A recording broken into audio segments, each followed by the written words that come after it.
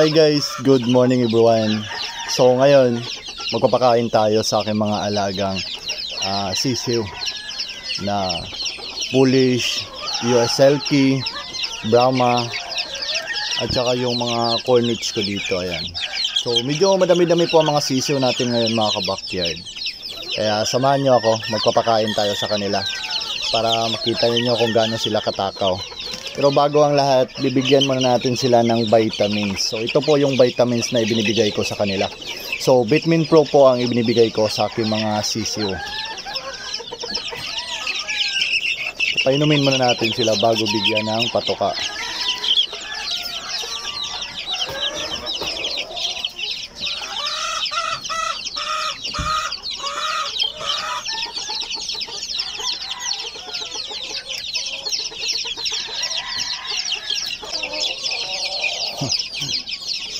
Ito po yung Brahma natin guys, ayan, napakalaki kahit bata pa.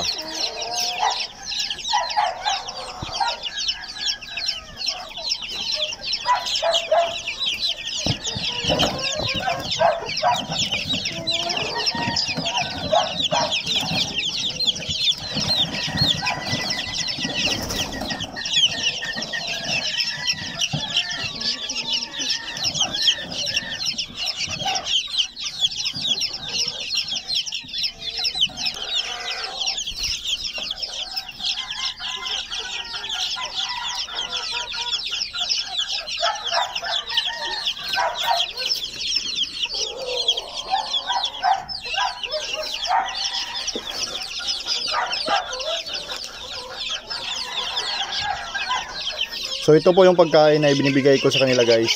So nagbibigay po ako ng Galimax 1 sa mga sisiw ko na maliliit.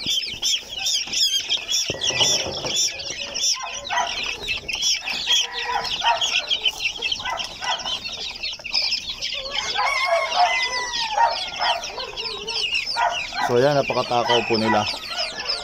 Kaya ang gandang tingnan pag malalakas kumain ng mga sisiw natin.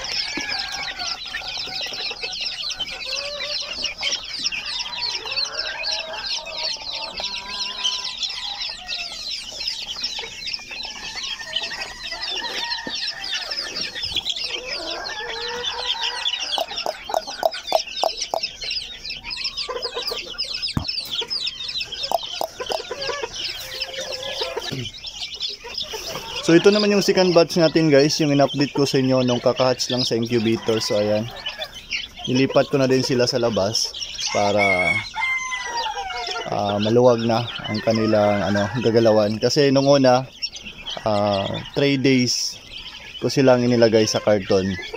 Kaya para maluwag ang kanilang area, dahil 24 pieces po ang mga sisiw na to, kaya nilagay ko na lang sila sa double cage.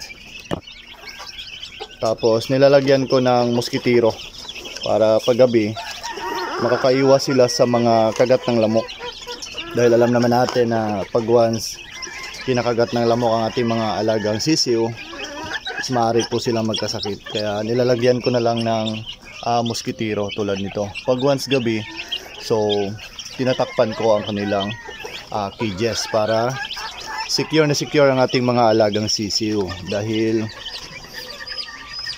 kailangan natin silang alagaan ng maayos para lumaki sila na malulusog.